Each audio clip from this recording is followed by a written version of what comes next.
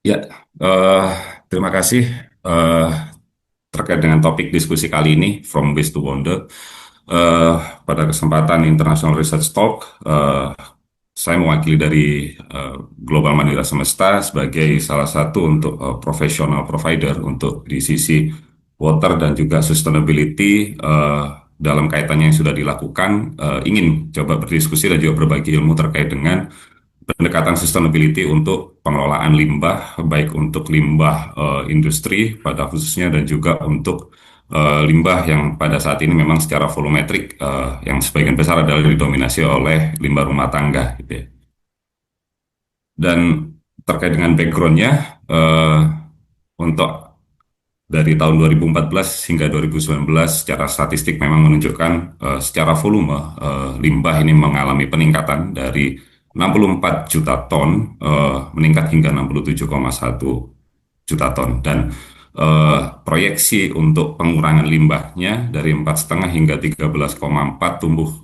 hingga 15% target untuk eh, pengurangan jumlah limbah. Dan kalau kita melihat dari segi komposisi memang eh, waste permasalahan limbah yang ada di Indonesia saat ini didominasi oleh adanya food loss gitu ya. Jadi sisa makanan dan penyumbang terbesar adalah dari sisi rumah tangga gitu ya. Dan hal ini mencakup sekitar 41,55% komponennya di sini untuk dari total 19,45 juta ton per tahun gitu ya. Dan kemudian nomor dua ini plastik 18,55 sekitar 3,6 juta ton per tahun, dan ini mencakup 18,55% dan beberapa mungkin masuk ke dalam non biodegradable yang selanjutnya juga membutuhkan strategi khusus dan juga bagaimana memitigasi serta bagaimana kita menerapkan seperti tadi yang disampaikan Pak Ganis, konsep terkait dengan circular economy penerapannya untuk memberikan value, meningkatkan value tidak hanya dari raw materials, produk, dan hingga residu dari proses produksi yang ada. Dan saat ini tantangannya adalah metode yang digunakan masih berbasis pada landfilling sebagian besar, yaitu 69% mekanisme untuk memanage dari waste itu nasional itu adalah 69% adalah landfilling, dikubur itu sekitar 10%, composting 7,5% dan diinsinerasi itu sekitar 5%. Dan dari total jumlah waste yang ada yang saat ini bertumbuh hingga sekitar 32 juta ton per tahun, hanya sekitar 7% yang sudah didaur ulang gitu ya, dan sisanya 30% itu tidak termanage gitu ya. Dan kalau kita melihat penyumbang terbesar memang masih skala industri rumah tangga dan juga kebutuhan rumah tangga, dan untuk industri dan komersial area itu mencakup sisi 9% untuk komponen dari total waste yang dihasilkan. Dan terkait dengan segmen yang memang menyumbang proporsi waste terbesar, untuk saat ini ada terkelompokkan jadi 5 sektor di Indonesia yang memang menjadi perhatian utama, mulai dari food and beverage, dan di sini mulai dari food retail, kemudian juga industri food and beverage, dan juga konsumsi food and beverage dari rumah tangga. Dan sekitar 300 kilo dari food loss ataupun juga food waste itu dihasilkan per orang per tahun di Indonesia gitu ya. Dan untuk tekstil ini sekitar 470 ribu ton tekstil itu loss gitu ya, dan ini dalam proses produksi, dan hal ini juga menyebabkan permasalahan limbah yang serius. Kemudian yang ketiga ada construction, dan 11% dari global emission ini yang saat ini memang terasosiasi gitu ya dengan material dan juga proses konstruksi yang digunakan untuk pembangunan gedung.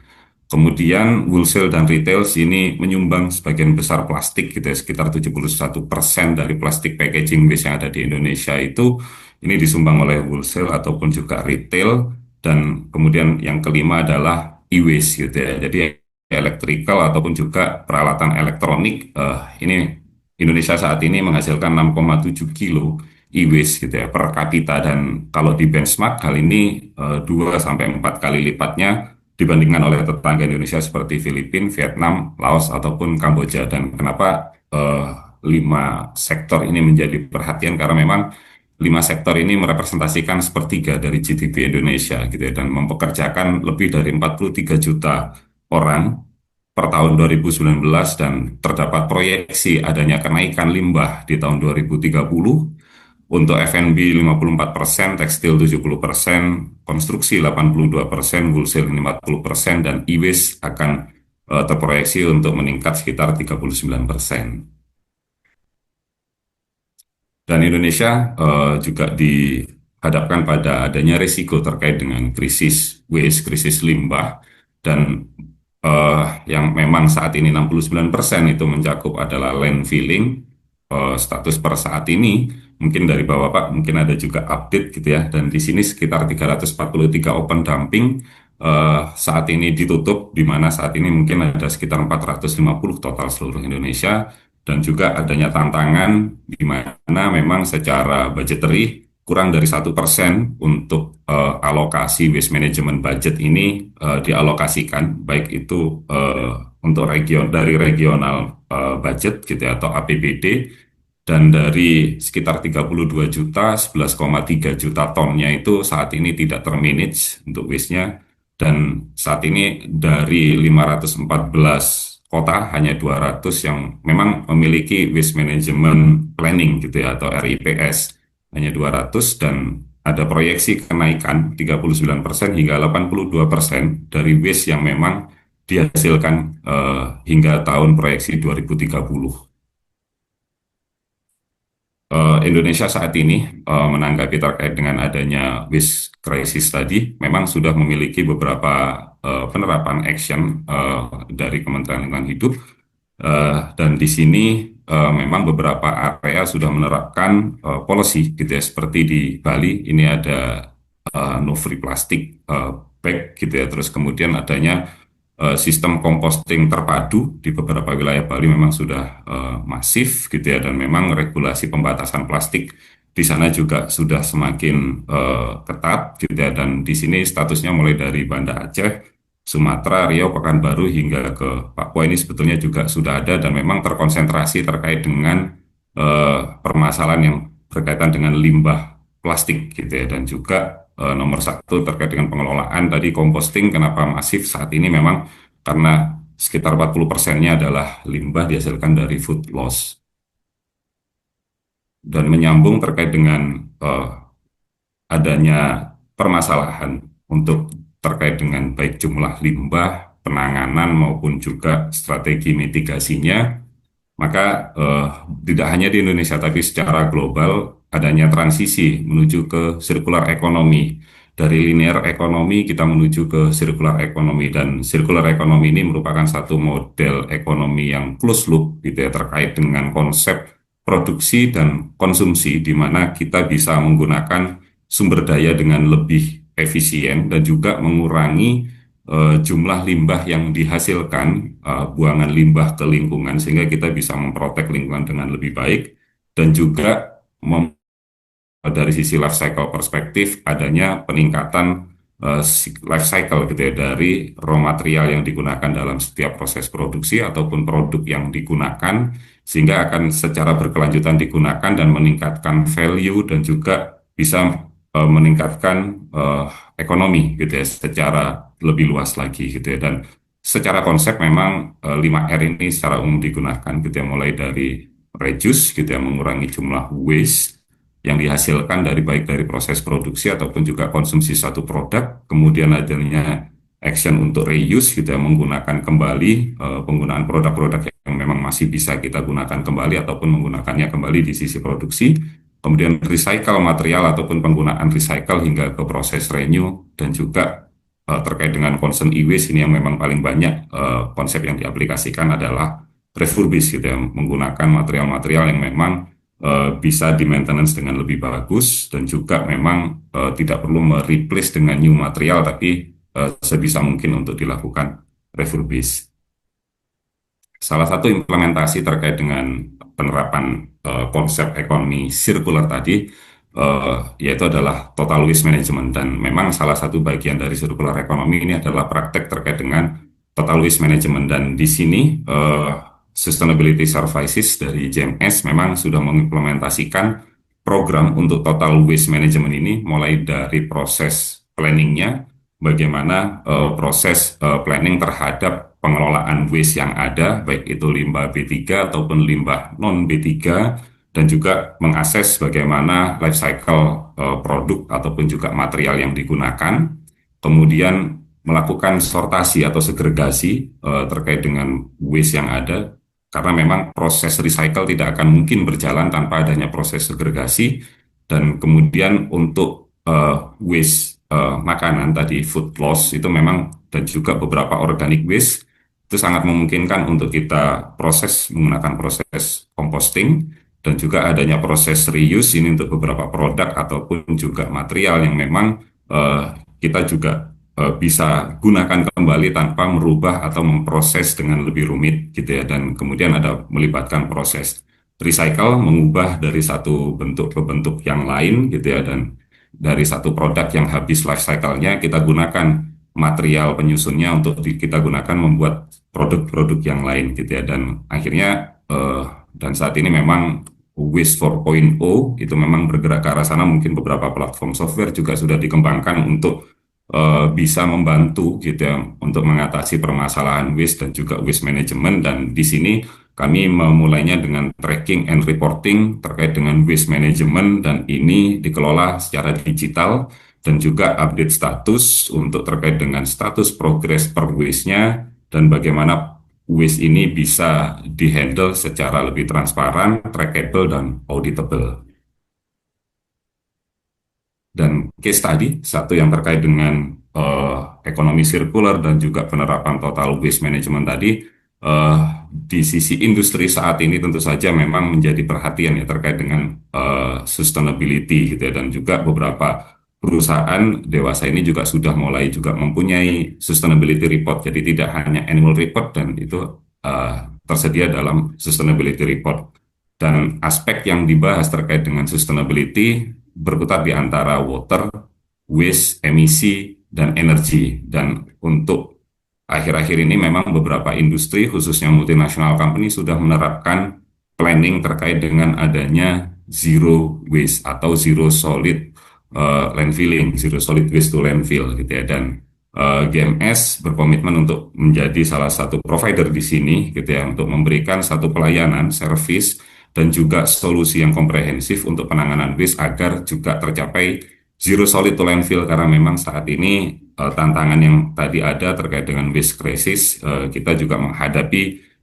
keterbatasan gitu ya untuk landfill. Dan terkait dengan water stewardship ini memang saat ini juga kita dituntut, beberapa industri memang sudah menerapkan mulai dari minimum liquid discharge hingga zero liquid discharge, dan kami menyediakan solusi untuk memang secara sustain ini mereduce penggunaan air dan memperbanyak reclaim water ataupun recycle water, baik dari sisi proses maupun dari sisi wastewater gitu ya. Dan endingnya adalah pengelolaan waste dan water yang tepat ini akan juga berdampak terhadap total emisi dan juga total energy per production yang memang dipraktekkan di industri pada saat ini. Dan salah satu contoh terkait dengan penerapan total sustainability program ini, untuk waste ini memang waste untuk liquid itu sudah start lebih dulu, dan di sini mungkin teknologi juga sudah berkembang dan beberapa industri sudah mempraktekannya lebih dulu, baik itu minimum liquid discharge ataupun penerapan zero liquid discharge, merecycle dari effluent wastewater ataupun juga residu dari sisi proses liquid, kemudian di reuse ataupun juga di recycle untuk menjadi raw water gitu ya, baik untuk kebutuhan proses maupun untuk kebutuhan utility. Namun demikian, saat ini memang tantangannya berkembang gitu ya. Kita dihadapkan pada bagaimana penanganan solid waste yang lebih tepat gitu ya. Dan untuk water teknologi saat ini sudah berkembang cukup pesat, dan saat ini zero liquid discharge sudah di beberapa tempat juga sudah tercapai. Dan saat ini yang menjadi challenge adalah bagaimana beberapa industri bisa memenuhi terkait dengan zero solid to landfill. Dan terkait dengan water, banyak yang memang kita bisa optimasi dan kita bisa bantu di sisi industri gitu untuk bisa menerapkan prinsip-prinsip keberlanjutan terkait dengan seperti wastewater recycle ataupun minimalisir penggunaan air. Ini melalui dari proses seperti optimasi yang ada di sisi proses CIP, kemudian juga merecycle dari buangan-buangan di sisi utility seperti recycle blue dan cooling water, kemudian ada proses rinsing recycle ataupun juga utilisasi dari brine. Kemudian untuk sisi energi, ini memang saat ini juga beberapa industri sudah mulai juga menerapkan gitu ya,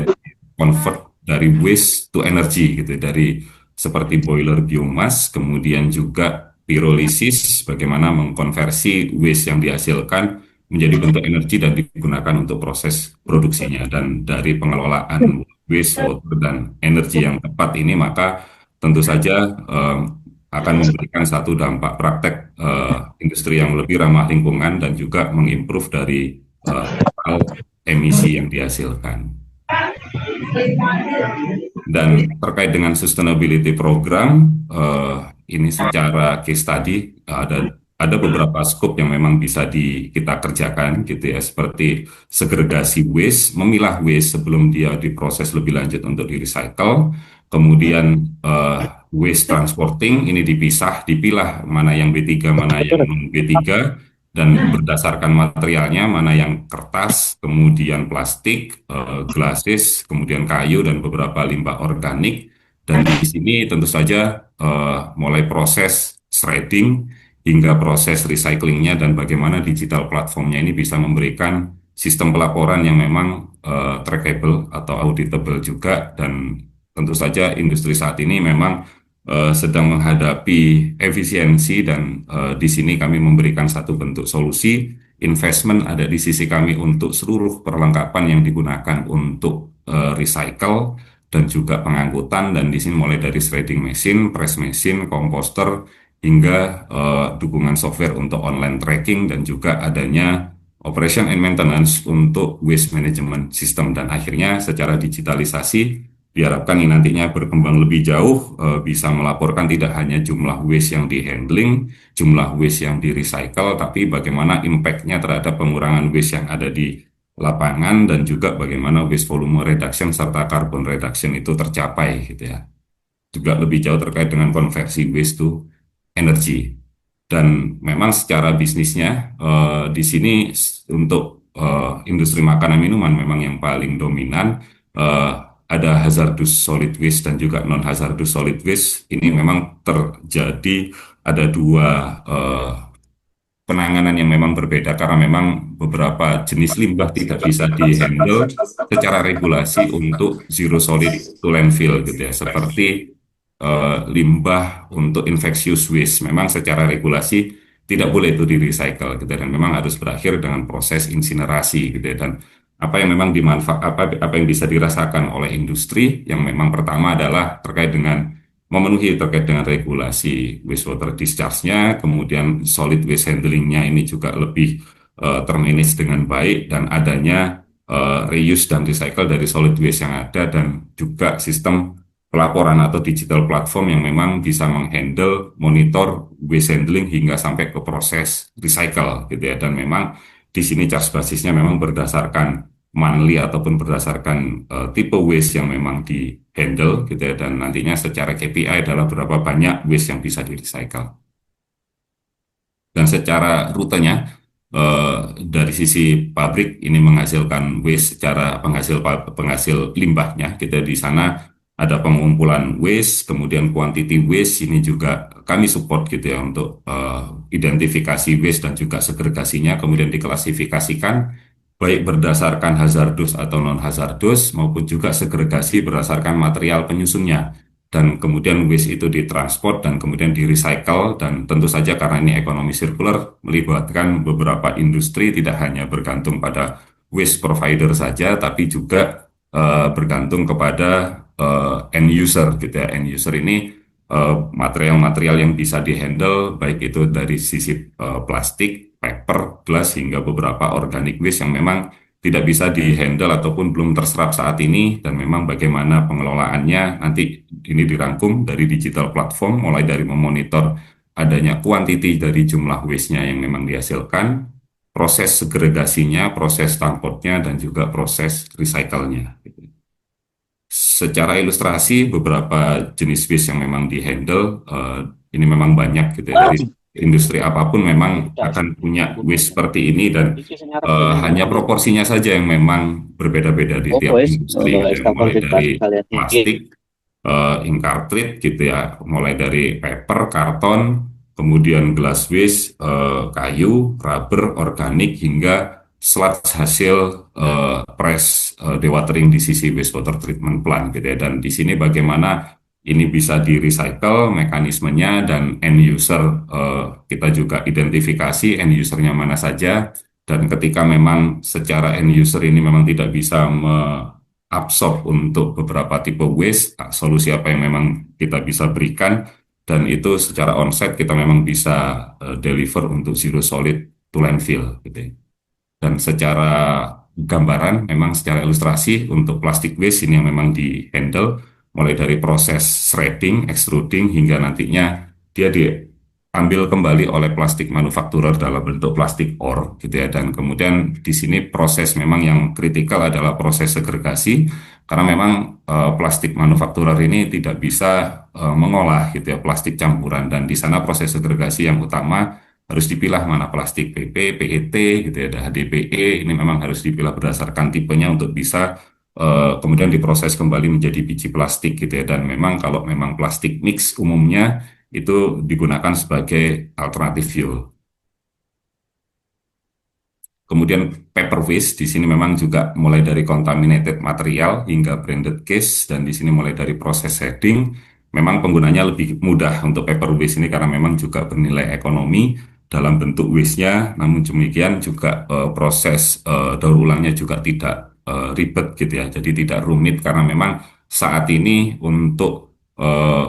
pengelolanya maupun juga industri yang memanfaatkannya juga banyak dan kemudian ada glass waste. Nah, ini yang memang saat ini juga menjadi tantangan di mana memang saat ini industri kaca secara serapan memang turun trennya dan bagaimana kita bisa memberikan solusi bagi eh, user gitu ya untuk bisa mencapai zero solid to landfill, maka glass base ini diolah gitu ya menjadi glass bead. Ya, glass bead ini eh, material pengganti silika untuk sandblasting dan biasanya digunakan untuk vapor blasting. Jadi glass base ini diproses hingga menjadi bentuk glass bead atau tepung kaca yang akhirnya digunakan untuk proses sandblasting gitu, pengganti silika. Dan hal ini juga memiliki nilai tidak hanya nilai ekonomi tapi juga nilai ekologis di mana untuk sisi glass bead ini tidak termasuk ke dalam kategori B3 di mana memang tantangan industri saat ini pengguna silika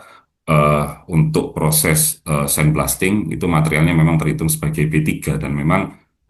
lebih rumit lagi untuk pengelolaan B3 dibandingkan dengan non B3 tidak hanya secara mekanismenya tapi juga secara cost-nya.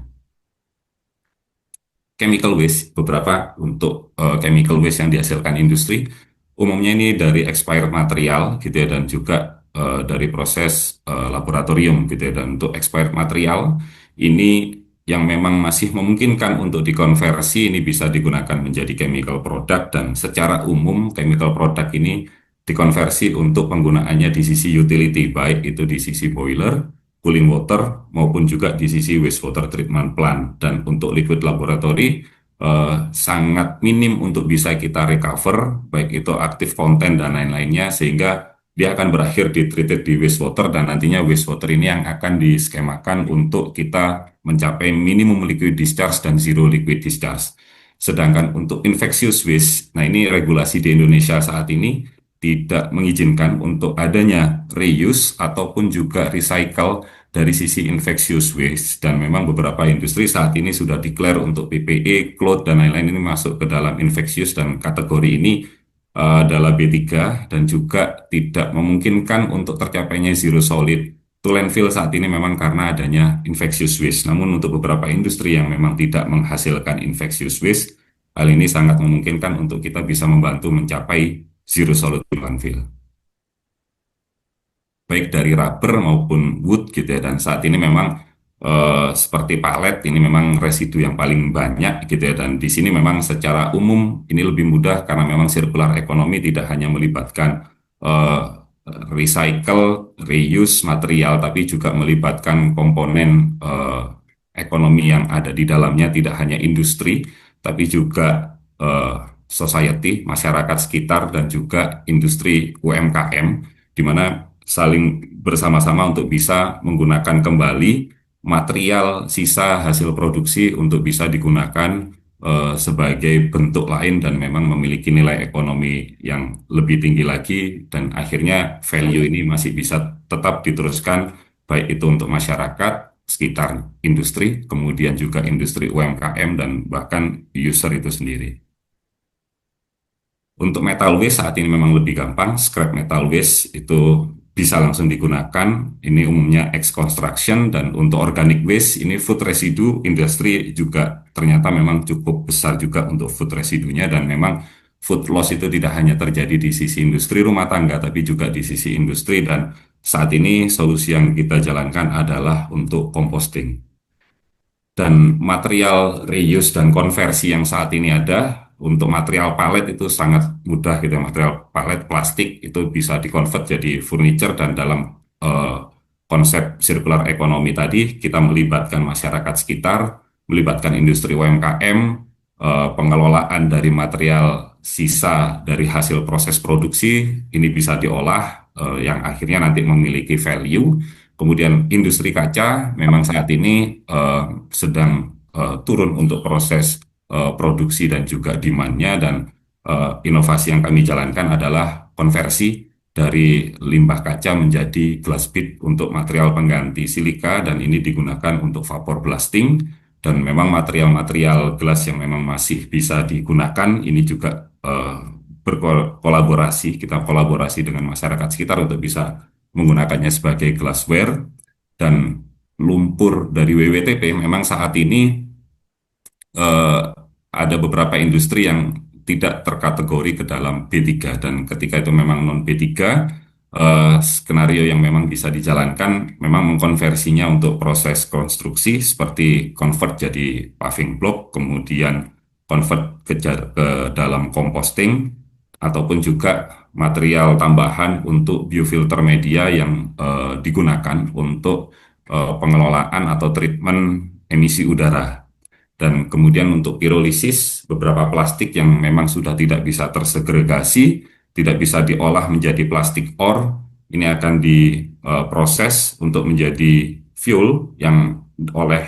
industri digunakan minimal ini untuk bisa menghidupkan genset, dan tentu saja terkuantifikasi nantinya sebagai pengurangan jumlah emisi karbon. Dan charcoal ini juga dikonversi menjadi briket, menjadi alternatif bahan bakar tidak hanya untuk industri tapi juga untuk masyarakat sekitar. Dan untuk plastik yang sudah tersegregasi ini diubah menjadi plastik ore. Kemudian untuk material seperti silika gel itu kami konversi ini menjadi coating agent, ini untuk proses konstruksi ataupun juga